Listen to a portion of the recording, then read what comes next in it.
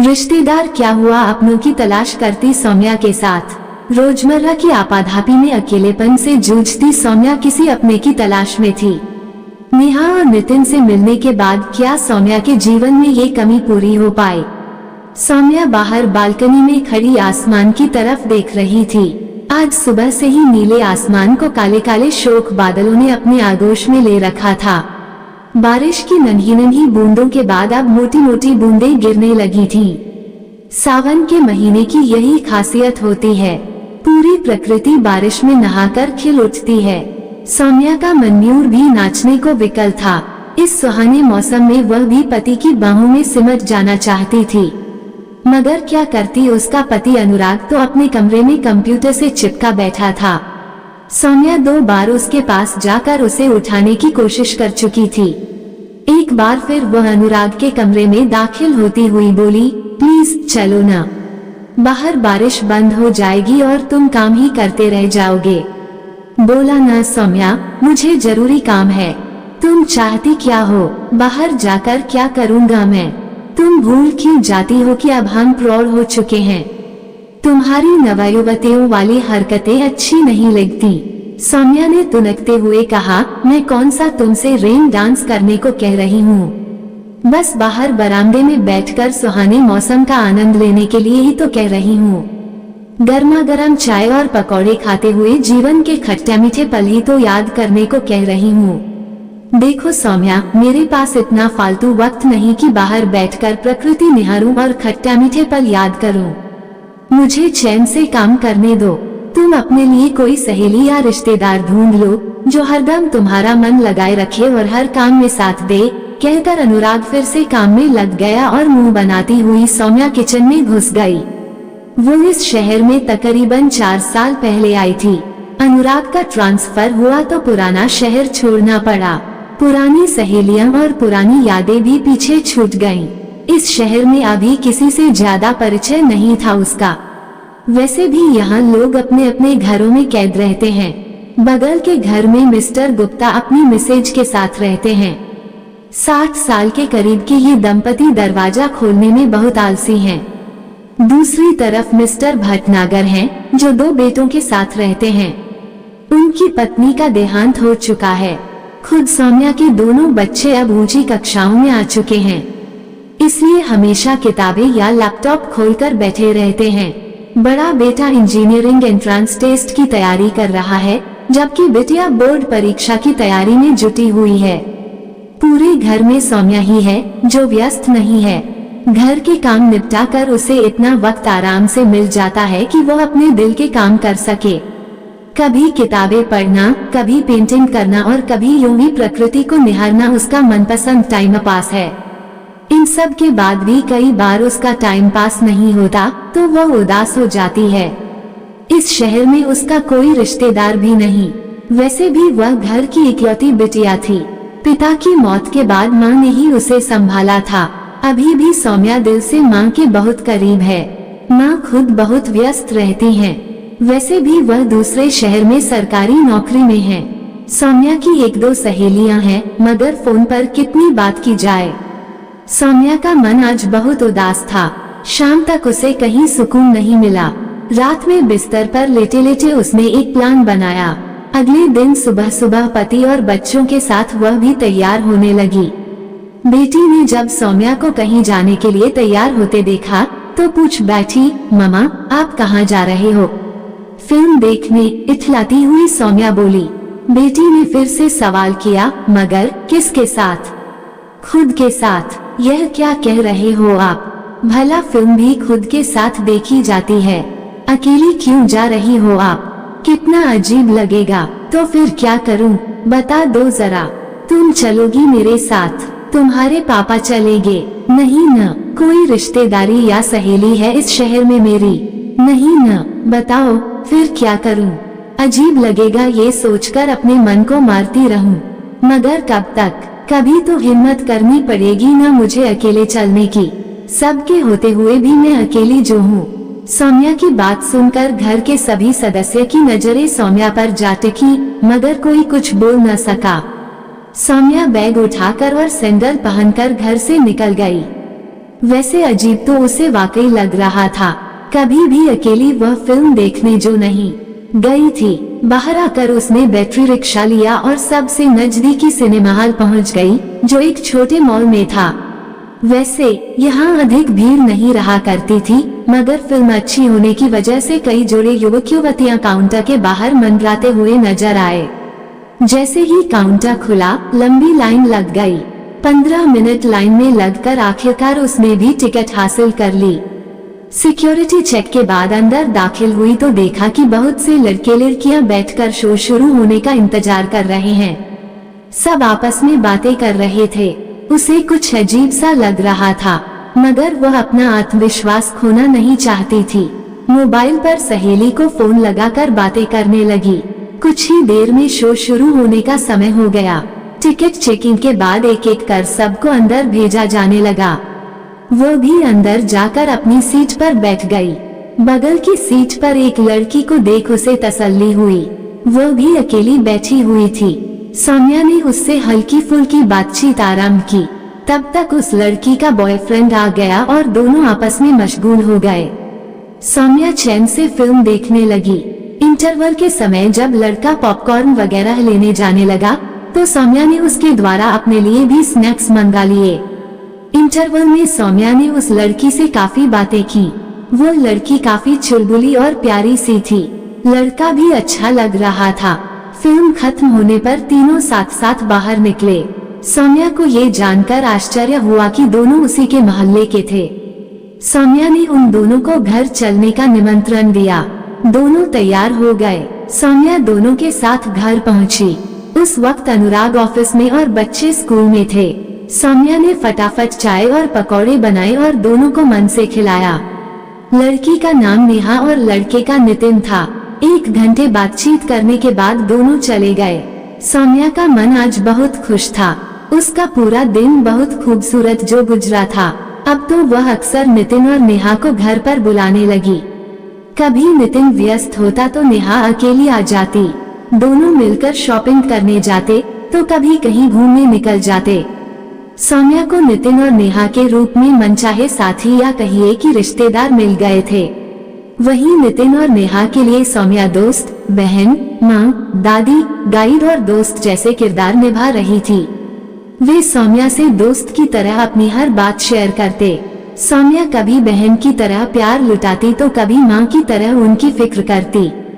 कभी दादी की तरह आज्ञा देती तो कभी गाइड की तरह सही रास्ता दिखाती। उन दोनों को कोई भी समस्या आती तो वे बेखट के सौम्या के पास पहुंच जाते। सौम्या उनके लिए हमेशा तैयार रहती। वैसे भी वह पूरे दिन घर में अकेली होती थी, सो इन दोनों के साथ खुलकर समय बिताती। एक दिन दोपहर के समय नेहा सौम्या के घर आई। दरवाजा खुलते ही वह सौम्या के सीने से लगकर रोने लगी। सौम्या घबरा गई। उसे बैठाकर वो पानी ले आई। नेहा की आंखें सूजी हुई थीं। वो अब भी रोए जा रही थी। नेहा का कंधा थपथपाते हुए सौम्या ने कारण पूछा तो नेहा ने बताया, सौम्या दीदी, मैं अब नितिन से कभी बात नहीं करूंगी। अरे ऐसा क्या हो गया? चौंकते हुए सौम्या ने पूछा। कुछ नहीं दीदी, वो मुझसे सच्चा प्यार नहीं करता। उसे तो कोई भी लड़की चलती है। ये कैसी बकवास कर रही है तू? डांटते हुए सौम्या ने कहा तो वह फूट पड़ी। दीदी, आज मुझे कॉलेज जाने में थोड़ी देर हो गई थी। दोपहर 12 बजे के करीब मैं वहां पहुंची तो पता है कि मैंने क्या देखा। क्या देखा? मैंने देखा कि नितिन एक नई लड़की के साथ कैंटीन में बैठा कॉफी पी रहा है। ये दृश्य देखते ही मैं अपसेट हो गई और बाहर लॉन में आकर एक बेंच पर बैठ गई। जानती हैं फिर क्या हुआ? क्या हुआ? फिर नितिन उस लड़की का बैग उठाए लॉन में आया और दोनों ही एक बेंच पर बैठकर बातें करने लगे। नितिन ने तो मुझे देखा तक नहीं था। उसका ध्यान तो पूरी तरह उस लड़की पर था। जाने कितनी देर दोनों एक दूसरे की आंखों में देखते हुए बातें करते रहे। मेरा दिल जल उठा और मैं वहां से उठकर चली आई। क्लास में जाने का भी दिल नहीं हुआ। नेहा की आंखें फिर से भर आई थीं। सौम्या हंसती हुई बोली, बस इतनी सी बात है दीदी, यह इतनी सी बात नहीं। आज नितिन ने दिखा दिया कि वह जरा भी लॉयल नहीं है। पागल है तू, ऐसा कुछ नहीं। सौम्या ने नेहा को समझाना चाहा कि तब तक सौम्या की बेटी आरुषि घर में दाखिल हुई। अरे क्या हुआ बेटे, आप जल्दी आ गए। हाँ मम्मा, तबीयत ठीक नहीं थी, फीवर है। ओह रुक, मैं आती हूँ। तब तक नेहा उठ खड़ी हुई। दीदी आप आरुषि को संभालो, मैं अभी चलती हूँ, फिर आऊंगी। ठीक है नेहा, पर इस बात को सीरियसली मत लेना, हो सकता है कि वो लड़की नितिन की जान पहचान की हो। जी दीदी, मैं अभी चलती हूँ, कहकर नेहा चली गई और सौम्या आरुषि की देखभाल में लग गई। अगले 3-4 दिन तक सौम्या आरुषि की देखभाल में ही लगी रही, क्योंकि उसे तेज बुखार था। चौथे दिन जब वह थोड़ी ठीक हुई तो उसे नेहा का ख्याल आया। उसने नेहा को फोन किया तो उसने उठाया नहीं। घबराकर सौम्या ने नितिन को फोन लगाया और नितिन से नेहा के बारे में पूछा। नितिन ने उदास स्वर में कहा, हमारा ब्रेकअप हो गया है दीदी। 3 दिन हो गए, मेरी नेहा से कोई बात नहीं हुई। पर ऐसा क्यों? दीदी नेहा बहुत शक्की है, वो अजीब तरह से रिएक्ट करती है। मैं अब उससे कभी बात नहीं करूँगा। पागल हो क्या, ऐसे नहीं करते। कल तुम मेरे पास आओ, मुझे मिलना है तुमसे। ठीक है दीदी, कल मैं दोपहर 3 बजे आता हूँ। अगले दिन सौम्या ने नेहा को फिर से फोन लगाया। उसने उदास लहजे में हेलो कहा तो सौम्या ने उसे दोपहर 3 बजे घर आने को कहा। फिर दोपहर 3 बजे के करीब नितिन और नेहा दोनों ही सौम्या के घर पहुँचे। एक दूसरे को देखते ही उन्होंने मुंह बनाया और खामोशी से बैठ गए। सौम्या ने कमान संभाली और नेहा से पूछा, नेहा तुम्हारी क्या शिकायत है? नेहा ने ठंडा सा जवाब दिया, ये दूसरी लड़कियों के साथ घूमता है। नितिन ने घूरकर नेहा को देखा और नजरें फेर ली। सौम्या ने अब नितिन से पूछा, तुम्हें क्या कहना है इस बारे में नितिन? दीदी इसने मुझसे इतने रूखे तरीके से बात की जो मैं आपको बता भी नहीं सकता। 2 दिन तो मेम साहब मुझसे मिली नहीं और न ही फोन उठाया। जब तीसरे दिन जबरदस्ती मैंने बात करनी चाहिए और इस रवैये का कारण पूछा तो मुझ पर सीधा इल्जाम लगाती हुई बोली कि तुम्हें दूसरी लड़कियों के साथ गुलछर्रे उड़ाना पसंद है न, तो ठीक है करो जो करना है, पर मुझसे बात मत करना। अब आप ही बताइए दीदी कि मुझे कैसा लगेगा? नितिन फूट पड़ा था। सौम्या ने उसे शांत करते हुए पूछा, नितिन वो लड़की कौन थी? दीदी वो मेरे शहर की थी और उसके सब्जेक्ट भी मेरे वाले ही थे। वो हमारी बिंदु मैडम की भतीजी थी। उन्होंने ही मुझे उसका ख्याल रखने और गाइड करने को कहा था। बस वही कर रहा था और इसने पता नहीं क्या क्या समझ लिया। सौम्या ने हंसकर कहा, नेहा मुझे नहीं लगता कि नितिन की कोई गलती है। तुम्हें इस तरह रिएक्ट नहीं करना चाहिए था। जिससे आप प्यार करते हैं उस पर पूरा भरोसा रखना चाहिए। नितिन तुम्हें भी नेहा की बात का बुरा नहीं मानना चाहिए था। जहाँ प्यार होता है वहाँ जलन और शक होना स्वाभाविक है। नेहा ने जलन की वजह से ही ऐसा बर्ताव किया। अब तुम दोनों एक दूसरे को सॉरी कहो और मेरे सामने एक दूसरे के गले लगो। नेहा और नितिन मुस्कुरा पड़े। एक दूसरे को सॉरी बोलते हुए वे सौम्या के गले लग गए। सौम्या का दिल खिल उठा था। नितिन और नेहा में उसे अपने बच्चे नजर आने लगे थे। सबने मिलकर शाम तक बातें की और साथ मिलकर चाय नाश्ते का आनंद लिया। दिन इसी तरह बीतने लगे। समय के साथ सौम्या नितिन और नेहा के और भी करीब आती गई। इस बीच नितिन की जॉब लग गई और नेहा एक ट्रेनिंग में बिजी हो गई। इधर नितिन और नेहा के घर में उनकी शादी की बातें भी चलने लगी थीं। सौम्या के कहने पर उन्होंने अपने घर वालों से एक दूसरे के बारे में बताया और अपने प्यार की जानकारी दी। नेहा के घर वाले तो थोड़े नानुकुर के बाद तैयार हो गए, मगर नितिन के माता पिता ने दूसरी जाति की लड़की को बहू बनाने से साफ इनकार कर दिया। नितिन ने नेहा को सारी बात बताते हुए भागकर शादी करने का ऑप्शन दिया। तब नेहा ने एक बार सौम्या से सलाह लेने की बात की। नितिन तैयार हो गया और दोनों एक बार फिर अपनी परेशानी लेकर सौम्या के पास पहुँचे। सौम्या ने सारी बातें सुनी और थोड़ी देर सोचती रही। भागकर शादी करने की बात सिरे से नकारते हुए सौम्या ने मन ही मन एक प्लान बनाया। सौम्या ने नितिन से अपनी मां का नंबर देने को कहा और उसके रिश्तेदारों के बारे में भी जानकारी ली। फिर नंबर लेकर सौम्या ने नितिन की मां को फोन लगाया। उधर से हेलो की आवाज सुनते ही सौम्या बोली, बहन जी, मैं सौम्या बोल रही हूँ। आपका नंबर मुझे अपने पति से मिला है। मेरे पति आपके एक रिश्तेदार के साथ ऑफिस में काम करते हैं। असल में बहन जी, हम भी आपकी ही बिरादरी के हैं। आपके रिश्तेदार ने बताया कि आपका बेटा शादी लायक है, बहुत जहीन और प्यारा बच्चा है। तो बस मुझे लगा कि मैं अपनी बिटिया की शादी की बात चलाऊं। हम भी राजपूत हैं और हमारी बिटिया बहुत संस्कारशील और खूबसूरत बच्ची है। आपको जरूर पसंद आएगी। हाँ जी, आप मिल लीजिए हमसे। मैं तो कहती हूँ बहन जी, आप ही आ जाओ हमारे घर। बिटिया को तबीयत से देख लेना आप। मैं एड्रेस भेजती हूँ। अगले ही दिन नितिन की माँ नेहा को देखने सौम्या के घर आ गयी। नेहा पहले से ही वहाँ तैयार होकर पहुँच चुकी थी। नेहा का बात व्यवहार, उसकी पढ़ाई लिखाई और खूबसूरती नितिन की माँ को काफी पसंद आई। हर तरह से नेहा को परखने के बाद उन्होंने सौम्या से इस रिश्ते की सहमति देते हुए जल्द सगाई करने का वादा भी किया। एक बार वे नेहा को अपने पति और नितिन से भी मिलाना चाहती थी। सौम्या ने तुरंत बाजी अपने हाथ में लेते हुए कहा, कोई बात नहीं समधिन जी, 1-2 दिनों में मैं खुद ही अपनी बच्ची को आपके यहाँ भेज दूंगी। अब तो यह आपकी बच्ची भी है। नितिन से मिलवा दीजिएगा। आप चाहें तो नितिन और उसके पापा यहाँ आकर भी बच्ची को देख सकते हैं। जी जरूर, खुश होते हुए नितिन की माँ ने कहा।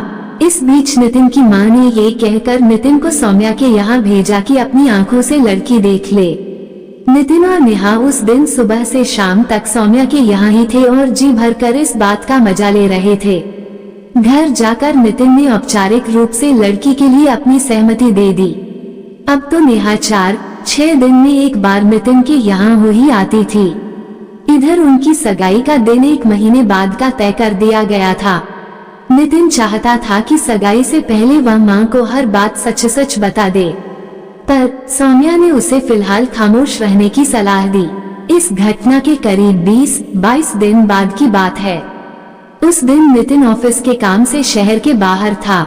अचानक शाम के समय ऑफिस से लौटते ही नितिन के पिता के सीने में तेज दर्द होने लगा। ये देखकर नितिन की मां के हाथ पैर फूल गए। उन्हें समझ ही नहीं आ रहा था कि अब क्या करें। वे बहुत घबरा गई थीं। रोते रोते उन्होंने नितिन को फोन किया। नितिन ने तुरंत नेहा से अपने घर पहुंचने की गुजारिश की। नेहा दौड़ी दौड़ी नितिन के घर पहुंची। रास्ते में ही उसने एम्बुलेंस वाले को फोन कर दिया था। घर पहुंचकर उसने एक तरफ नितिन की मां को संभाला तो दूसरी तरफ पिता को। उसने पिता के टाइट कपड़े ढीले कर उन्हें आराम से बिस्तर पर लिटा दिया। पैर नीचे की तरफ और सिर थोड़ा ऊपर की ओर उठाकर रखा ताकि ब्लड की सप्लाई हार्ट तक होती रहे। तब तक एम्बुलेंस पहुंच गई। वो तुरंत उन्हें एम्बुलेंस में लेकर अस्पताल पहुंची और आईसीयू में एडमिट करवाया। उन्हें हार्ट अटैक आया था। नेहा सबसे सीनियर डॉक्टर से आग्रह करने लगी कि वे ही इस केस को हैंडल करें। आनन फानन में सारे इंतजाम हो गए। नितिन की मां एक कोने में बैठी नेहा की दौड़ भाग देखती रही। नेहा नितिन के पिता की केयर अपने पिता जैसे कर रही थी। ये सब देखकर नितिन की मां की आंखें भर आईं। नेहा रात भर जागकर नितिन के पिता का ध्यान रखती रही, हर तरह की दौड़ भाग करती रही। अगले दिन उनकी सर्जरी की बात उठी। नेहा ने रुपयों का इंतजाम किया। कुछ नितिन की मां से लिया और कुछ अपनी तरफ से मिलाकर फटाफट रुपए जमा करा दिए। ऑपरेशन कामयाब रहा। शाम तक नितिन भी आ गया। 2 दिन बाद जब नितिन के पिता थोड़े नॉर्मल हुए तो उन्होंने रुंधे गले से नेहा की तारीफ की। उसे बेटी कहकर गले लगा लिया। 4-6 दिन में उन्हें छुट्टी दे दी गई। वे घर आ गए। अब तक सगाई का दिन भी नजदीक आ गया था। सगाई से 2 दिन पहले नितिन ने अपने पेरेंट्स को सच्चाई बताने की सोची। नितिन ने कांपती जबान से कहा, पापा मम्मी, मैं आप लोगों से झूठ बोलकर शादी नहीं कर सकता। दरअसल नेहा हमारी जाति की नहीं है और वह सौम्या दीदी की बेटी भी नहीं है।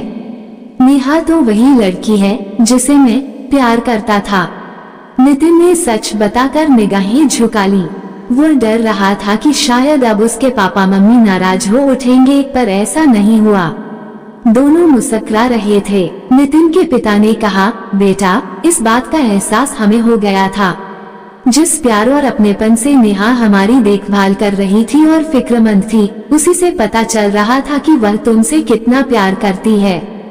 तुम दोनों के इस प्यार के बीच हम कतई नहीं आ सकते। वैसे भी नेहा किसी भी जाति की हो, उसे हमने बेटी तो मान ही लिया है ना। नितिन की आंखें खुशी से भर उठी। उसकी माँ ने स्नेह से कहा, बेटे, तुम दोनों की जोड़ी बहुत खूबसूरत है और इस खूबसूरत रिश्ते को जोड़ने में मदद करने वाली सौम्या जी भी हमारी रिश्तेदार हैं। कल हम सब उनके घर मिठाई लेकर चलेंगे। अगले दिन सौम्या का घर हंसी ठहाकों से गूंज रहा था। खिले खिले चेहरों के बीच बैठी सौम्या के पास अब रिश्तेदारों की कोई कमी नहीं थी। आपको ये कहानी कैसी लगी हमें कमेंट कर जरूर बताएं। इसी तरह की अच्छी कहानियाँ आप यहाँ पर पढ़ सकते हैं। यहाँ उपस्थित शिक्षाप्रद कहानियाँ आपका मनोरंजन करने के साथ दिशा भी देंगी। तो बने रहिए हमारे साथ और हमारे प्रयास को सफल बनाएं।